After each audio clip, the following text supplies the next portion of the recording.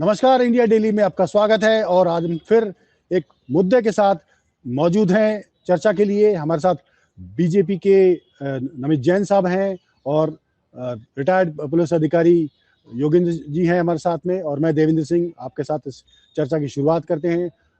आतंक का कोई चेहरा नहीं होता, आतंक का कोई धर्म नहीं होता, लेकिन एक के बाद एक जो घटनाएं सामने आती हैं उसमें कहीं ना कहीं जो पकड़े जाते हैं और जिनके मंसूबे लगातार देश विरोधी गतिविधियों के खिलाफ होते हैं, तो अंदाजा लगाना मुश्किल होता है कि आखिर कौन सा धर्म जो है वो किस संदर्भ में किस तरह से कितने लोग कौन हैं वे लोग जो देश विरोधी गतिविधियों में शामिल होते हैं। एक बार फिर एक आतंकवादी घटनाओं में संलिप्त व्यक्ति पकड़ा गया है, जैसलमेर से इसको पकड़ा गया है। अली जो है ये मौलवी है और ये सीमाओं पर आसपास कुछ जमीनों की तलाश में था जहां ये अपनी धार्मिक गतिविधियां शुरू कर सके। तो हम चर्चा की शुरुआत हम ये करते हैं कि आखिर ऐसी घटनाओं में क्या वजह है कि किसी एक धर्म के लोग ही पकड़े जाते हैं, या क्या वजह है कि इन संदिग्धों में अक्सर एक ही समुदाय का नाम आता है। सबसे पहले इस घटना के बारे में या इस तरह की घटनाओं का क्या सांकेतिक मतलब होता है, क्या उनका उद्देश्य होता है, क्या वजह हो सकती है मोटे तौर पर। योगेंद्र जी जो पुलिस अधिकारी हैं, रिटायर्ड पुलिस अधिकारी, उन्हीं से पास पूछते हैं। योगेंद्र जी, क्या आपको लगता है मुख्य तौर पर इस तरह के जो संदिग्ध पकड़े जाते हैं उनके पीछे वजह क्या सामने आती है? मुख्य तौर पर क्यों इनकी संलिप्तता बॉर्डर के आसपास के लोगों की या इसके आसपास जाने वालों की सामने आती है? देखिए मैं आपको क्लियर कर दूं कि हमारा जो भारत है वो 5 देशों से घिरा हुआ है। बांग्लादेश है, पाकिस्तान है, भूटान है, नेपाल है, इनकी सीमाएं जुड़ी हुई हैं हमारे देश से। आप देखिए कि पाकिस्तान से 3,323 सीमा किलोमीटर है, बांग्लादेश से 4,000 से ज्यादा है। तो हमारे क्या है, अधिकतर, क्योंकि पहले ये सब हिंदुस्तान, पाकिस्तान, बांग्लादेश एक ही था, तो जो सीमाएं बनाई गई हैं ये सीमाएं उनके शहरों से भी जुड़ती हैं। आप देखिए हमारे जो राजस्थान की जो सीमा है, वहां के जो निवासी हैं जो इस तरफ रहते हैं, जो जैसे साले मोहम्मद हुए एमएलए, ये वहां पाकिस्तान में भी पूजे जाते हैं। जो इनकी जातियों के लोग इधर हिंदुस्तान में, राजस्थान में है, वही जातियों के लोग उधर हैं। अब जैसे उनका पीए पकड़ा गया था, साले मोहम्मद का, शकूर खान, तो ये 7 बार पाकिस्तान गया, पाकिस्तान से आया। इसके जो संपर्क थे वो पाकिस्तान का जो दानिश नाम का अधिकारी था, पाकिस्तानी उसका विदेश विभाग का, उससे इसके संपर्क थे। अब इनके संपर्क तो एक दूसरे के साथ हो जाते हैं, लेकिन दूसरी बात ये, सोशल मीडिया इस तरह से एग्रेसिव हो गया आजकल माथे के ऊपर लोगों के, कि उस सोशल मीडिया के माध्यम से, इंस्टाग्राम, फेसबुक, इनके माध्यम से पूरा देश एक दूसरे से जुड़ा हुआ है। कहीं का भी कोई किसी से आपस में बात कर लेता है, इसलिए इसमें कोई समस्या ही नहीं है मिलने जुलने में। अब बात यह है कि देखिए हमारे देश के नागरिक हैं ज्यादातर हिंदू, ये इनके चक्कर में आ जाते हैं, वहां की लड़कियों के चक्कर में आते हैं, वहां की लेडीज के चक्कर में आ जाते हैं, वो फेसबुक पर दोस्ती कर लेते हैं। आपने देखा एक महिला आई थी पहले भी, तो वो आकर के यहाँ रह गई, यहाँ शादी कर ली। एक यहाँ की वहां चली गई थी, तो वहां शादी कर ली, फिर वहां पड़े जूत वापस आ गई। तो ये क्या है कि जो हमारे देश में पासपोर्ट है, वीजा है, जो हमारे यहाँ व्यवस्था है, ये सन 1947 से अब तक कोई ज्यादा सुधार इसमें नहीं हुआ। अब आप बताइए, राजस्थान की 1500 किलोमीटर की सीमा जुड़ती है मान लीजिए पाकिस्तान से, तो 150 किलोमीटर ऐसा है जो अभी तक एबेंडन पड़ा हुआ है। बांग्लादेश की सीमा ऐसी पड़ी हुई है, वहां कहते हैं कि साहब पानी है, नाला है, पहाड़ है। अरे भाई, जब जिस देश की सीमा अभी तक कंट्रोल में नहीं है, तो बताओ आतंकवादी कैसे रुकेंगे? बाहर के लोग कैसे रुकेंगे? वो तो आते हैं, हमारे अपराध करके लोग कहां जाते हैं? नेपाल। नेपाल के बाद नेपाल से पाकिस्तान चले जाओ, नेपाल से पूरे वर्ल्ड में चले जाओ। हिंदुस्तान के ज्यादातर अपराधी नेपाल के रास्ते से जाते हैं। अब उस रास्ते को कौन रोके भाई? उस रास्ते को रोकने का काम सरकार का है कि सरकार रोके। और आप देखिए, अब इतने सालों में भी अगर हम अपनी सीमाओं को चौकस नहीं कर पाए।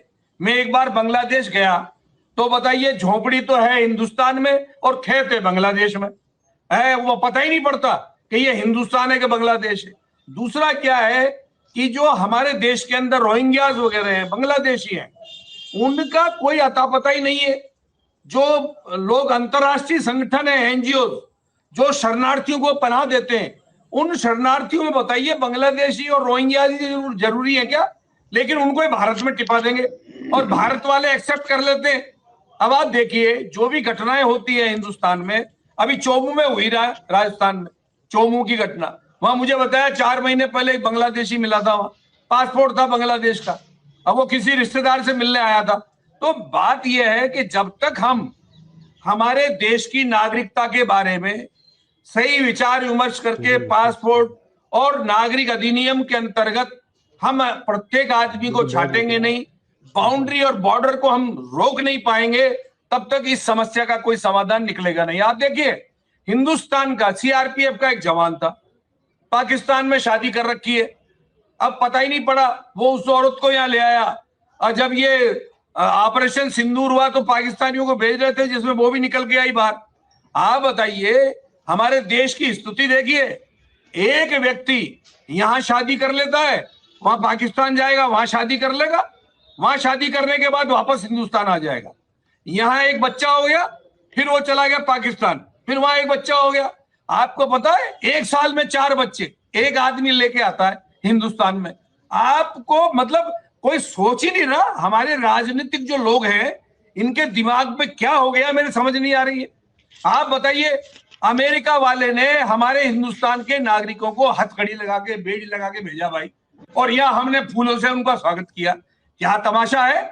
हमारे पास जो हैं ऐसे लोग जो अतिक्रमी हैं, जो हिंदुस्तान में बिना पनाह दिए हुए घुसे हुए हैं, बांग्लादेशी, रोहिंग्या और भी जो भी है, उनको यहां से निकाल नहीं रहे, उनको लेके बैठे कि उनके लिए हम डिटेंशन सेंटर बनाएंगे, उनको हम यहाँ रखेंगे, रोटी रोजी देंगे, सब काम करें। अरे भाई अब समय बदल गया है, अगर आपको इस भारत को सुरक्षित रखना है तो इनके ऊपर लगाम लगाना पड़ेगा। आप बताइए जो हमने यहाँ नौकरी कर ली, हमारे बाप दादाओं ने कर ली, तो उनके लिए तो वोटर लिस्ट के लिए बाप का, दादा का, नाना का पूरा आईडी चाहिए साहब, और इनके लिए कुछ नहीं चाहिए। आपको पता है इनसे कोई नहीं मांगता, ये अपने रिश्तेदार का नाम बता देते हैं, यहाँ आकर के किराएदार रह लेते हैं, इनके आधार कार्ड बन जाते हैं, इनके वोटर आईडी बन जाते हैं, ये भारत के नागरिक कहलाते हैं, ये वो 5 किलो अनाज ले लेते हैं।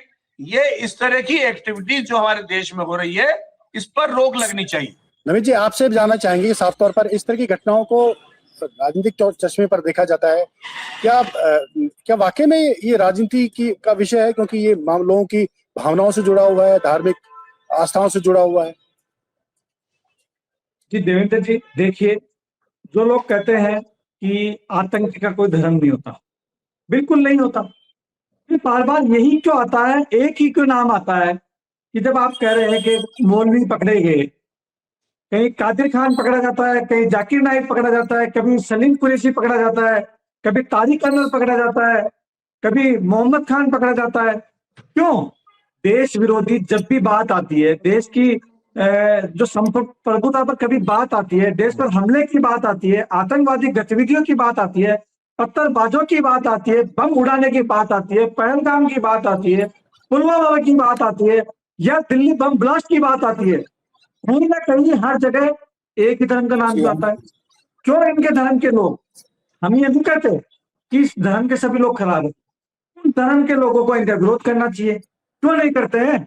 और एक विशेष पार्टी जो हमारे देश की सबसे पुरानी पार्टी है, वो हमेशा इनका पक्ष लेती है। क्यों लेती है? जब दिल्ली बम ब्लास्ट हुआ, दिल्ली में गाड़ी में ब्लास्ट हुआ, उसमें तो कितना बड़ा पर्दाफाश हुआ कि डॉक्टर्स थे, जो डॉक्टर्स को जो बड़ी बड़ी यूनिवर्सिटी चला रहे हैं, वो देश को उड़ाने की बात कर रहे हैं। तो हम ये कहें कि अशिक्षा के अभाव में, साक्षरता के अभाव में, इसकी वजह से लोग गलत जगह चले जाते हैं। नहीं, इनके दिमाग पर, जैसा कि जोशी जी बता रहे थे कि आजकल सोशल मीडिया का जमाना आ गया, ये लोगों की फेसबुक आईडी आप खंगालिए, इनके आईडी कार्ड जो है सोशल मीडिया के जितने भी, उनको आप खंगालिए, ये लोग वहां से जुड़े हुए हैं, और इनकी जो पढ़ाई है वो सब सिर्फ ऐसी हो गई है कि जहां पे देश के विरोध की बात आती है वो इकट्ठा हो जाते हैं।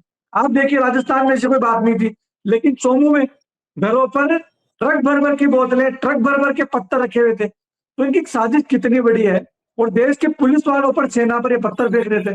आम आदमी का तो क्या होगा। और ये झुंड में रहने लगे। जिस तरह से इनको लग रहा है कि अब हमारी दाल नहीं गलेगी, मोदी जी की सरकार आ गई है और चुन चुन कर जो गलत गतिविधियों में है, उनको उठाकर बाहर फेंका जाएगा।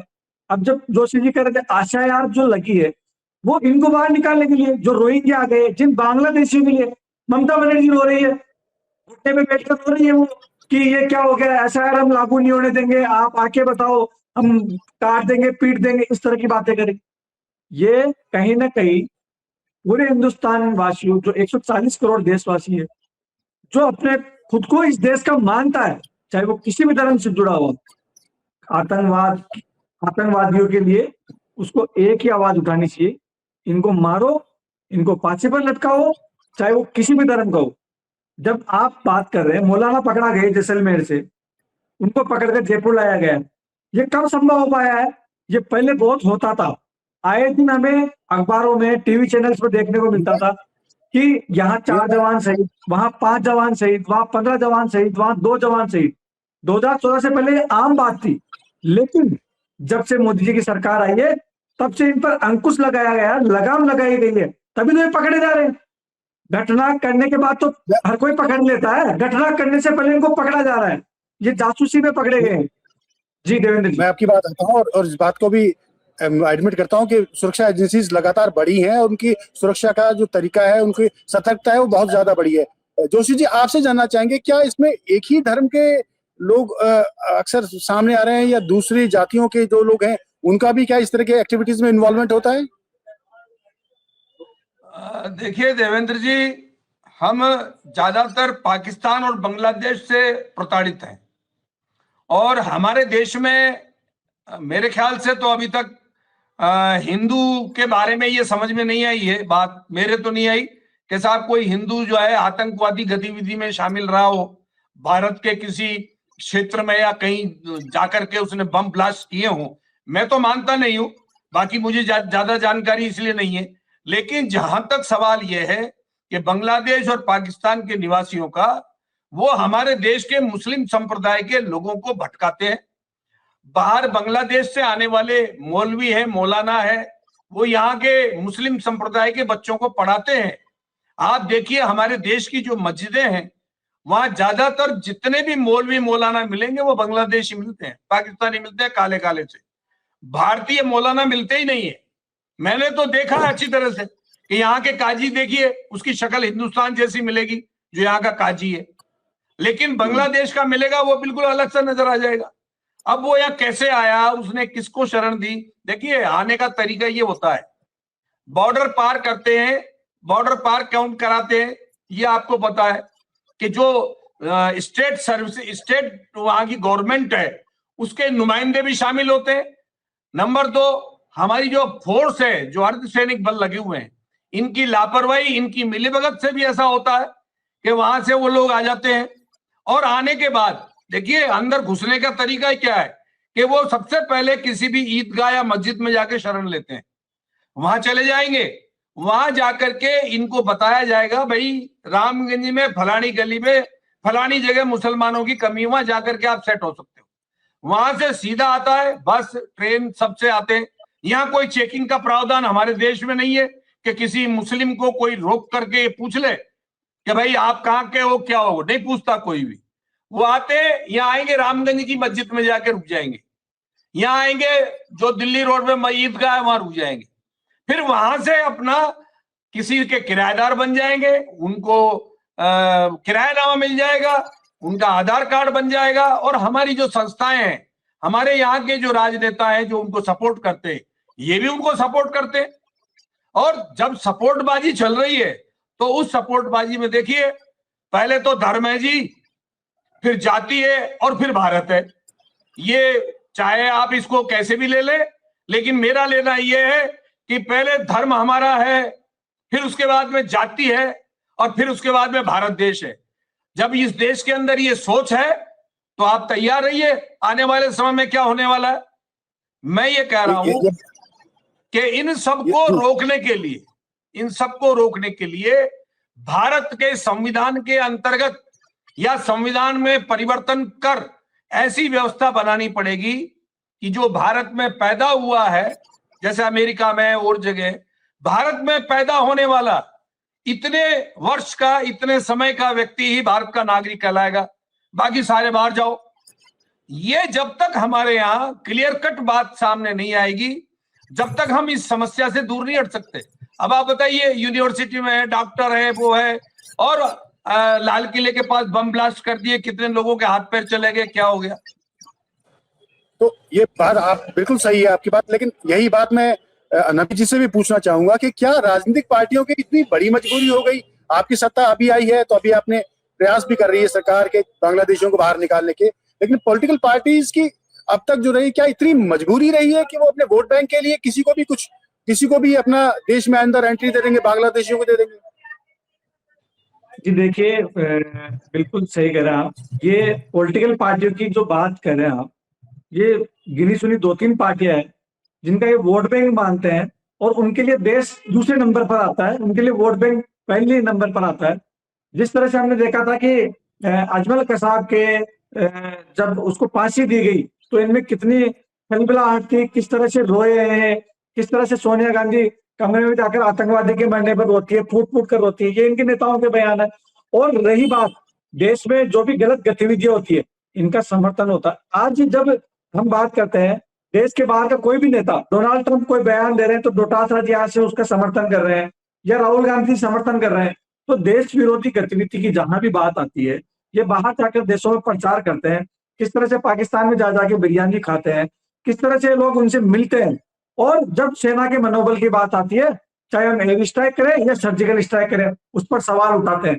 तो ये लोग, इन लोगों को देश से कोई मतलब नहीं है, और ये देश की जनता को समझना पड़ेगा कि जो कांग्रेस पार्टी है या बंगाल में ममता बनर्जी की पार्टी है, वो लोग इनका समर्थन करते हैं। इनका समर्थन करने से इनके हौसले बुलंद होते हैं।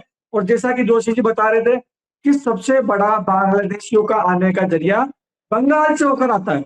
तो बंगाल में जिस तरह से ममता बनर्जी की सरकार है, और वहां पर हिंदुओं पर हमने देखा कि जैसे भी इलेक्शन आएगा, जैसे ही चुनाव आएंगे, वैसे ही भारतीय जनता पार्टी के कार्यकर्ताओं पर इन पर हमले शुरू कर देते हैं वो। तो उनका केवल और केवल मकसद ये होता है, देश की सुरक्षा उनके लिए मकसद नहीं है, वो उनके लिए सर्वोपरि नहीं है, उनके लिए वोट बैंक सर्वोपरि है। और ये बात कांग्रेस पार्टी और तृणमूल कांग्रेस ममता बनर्जी मान चुके हैं। और यही बात अभी जब बिहार चुनाव में हुई थी, तब भी इन लोगों ने खुले मंच से इन लोगों की पैरवी करी थी, तभी हिंदू जागा और हिंदुओं ने इनके अगेंस्ट वोट किया, और ये बुरी तरह साफ हो गए। ये पूरे देश में होगा। ये लेकिन एक सवाल, बड़ा सवाल ये भी आता है कि जिस तरह से जब बीजेपी सत्ता में आई तो लगातार ऐसी घटनाएं बढ़ गई जिसमें माइनॉरिटी को ये लगने लगा कि हम पर अटैक हुआ है। चोमू की बात करें या अपन भीलवाड़ा में जो आसिंद है वहां की मस्जिद की बात करें, कांग्रेस के समय में इस तरह की घटनाएं अगर होती थी तो इतनी हाइप या इतना प्रचार प्रसार नहीं हुआ करता। तो ये भी आरोप साफ तौर पर कांग्रेस लगाती रही है पॉलिटिकल पार्टी बीजेपी पर, खासकर कि उन कुछ हिंदूवादी विचारधारा के चलते लगातार माइनॉरिटी पर अटैक किया जाता है। ये आप इसको किस तरह से लेते हैं योगेंद्र जी? आप इसको किस तरह से लेते हैं? आप दोबारा बताइए, अब आवाज तेज आई है आपकी, बोलिए। देखिए, क्योंकि पॉलिटिकल पार्टी खासकर कांग्रेस या माइनॉरिटी ये आरोप लगाती है कि जब बीजेपी सत्ता में आती है तो वो अपने वोट बैंक को एकजुट करने के लिए कहीं ना कहीं माइनॉरिटीज को ऐसे इश्यूज को आगे बढ़ाती है जिससे माइनॉरिटीज की भावनाएं आहत हों। जबकि पूरा हिंदुस्तान में मुसलमान हिंदुस्तान के इनके देशभक्त भी हैं। ऐसे बहुत सारे हमारे इतिहास में सेनानी, जो स्वतंत्रता सेनानी है, उन्होंने भी इस तरह का उदाहरण दिए। हमारे वर्तमान में डॉक्टर अब्दुल कलाम जो है वो देश के राष्ट्रपति तक पहुंचे हैं। तो ये भावनाएं जो है ये लोगों के मन में क्यों आ रही है, माइनॉरिटी के मन में, कि ये देश के जो कुछ चुनिंदा लोग जो पकड़े जाते हैं तो कहीं ना कहीं बदनाम करते हैं। देखिए, सबसे बड़ी बात यह है कि माइनॉरिटीज को ये सोचना चाहिए कि भाई जिसको भी ये पकड़ते हैं या जिसके खिलाफ भी कार्रवाई करते हैं तो ये कम से कम उसको निर्दोष पहले नहीं माने, पहले तो ये मान के चले कि कुछ न कुछ इसने किया होगा। अब आप देखिए, मैं तो अभी लेटेस्ट चोमू का मामला है, अब चोमू के मामले में हिंदुओं का तो कोई लेना देना ही नहीं था। हिंदुओं का क्या मतलब था? वहां था पुलिस से। अब जब कहीं बैठ करके दिन में पंचायत हो गई और निर्णय कर लिया आपस में, निर्णय करने के बाद में सब अपने अपने घर चले गए, फिर वहां जाकर के बल्लियां फंटे और वहां पाइप लगाना और वहां अतिक्रमण करना और वो फिर रात में पुलिस को हटवाना। मतलब आप ये देखिए कि अगर आप इस प्रकार की कार्रवाई करेंगे प्रशासन के निर्णय के बाद, तो फिर अगर आप ये सोचते हैं कि साहब पुलिस जो है अल्पसंख्यकों को परेशान कर रही है, तो ये कहना गलत है।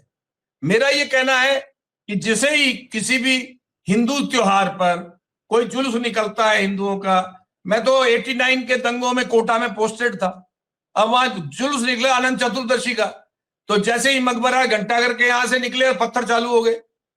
अब भाई ये पत्थर मारना, पत्थर हर हिंदू, अब जाजपुर में आप देखिए वो डोल 11 का जो जुलूस निकल रहा था, वहां क्या हुआ, जैसे ही वो मस्जिद के पास में से निकला और पत्थरबाजी चालू हो गई। तो मेरा कहना यह है कि बीजेपी सरकार को अपने ऊपर ये लांछन नहीं लेने के लिए जो सीमाएं बनानी चाहिए वो बनाओ। पहले कैसे, आप अगर जुलूस निकाल रहे हो तो चाहे वो मुस्लिम इलाके से निकाले, लेकिन वहां उनके छतों की ड्रोन के माध्यम से सब तलाशी ले लें। आप अगर इस मस्जिद है तो मस्जिद को कवर कर लें, कोई मुस्लिम संप्रदाय की कॉलोनी है तो उसको कवर करें, पुलिस फोर्स लगाएं। ये क्या करते हैं देवेंद्र जी कि सबसे बड़ी बात है कमी तो रखते हैं प्रशासनिक, और फिर उसके बाद में दोष देते हैं मुसलमानों को। मैं ये कह रहा हूं, अगर जैसे चोमू में जब सारी बातें सब हो गई तो सब घर क्यों चले गए भाई? वहां अधिकारी रात में क्यों नहीं रहे? 10 पुलिस वाले क्यों छोड़ दिए आपने? वहां पर आप प्रॉपर जाब्ता रखते, वहां आईजी लेवल का आदमी रात में रुकना चाहिए था, अर्धसैनिक बल वहां रुकने चाहिए थे, पर रुके नहीं, सब अपने अपने घर चले गए। वहां 10 सिपाही छोड़ दिए, फिर वो क्या हुआ, नाले की तरफ से उधर से पत्थरबाजी चालू हो गई। तो मेरा कहना यह है कि इनको मौका देते कौन? जिसकी सरकार होती है। अगर सरकार सख्त होगी, सरकार अधिकारियों पर, अब ये किसी ने पूछा कि भाई ये चोमू में जो लापरवाही बरती गई है किसने बरती? नहीं, अब ये क्या करते हैं, उन मुस्लिम लोगों पर दोष दे रहे।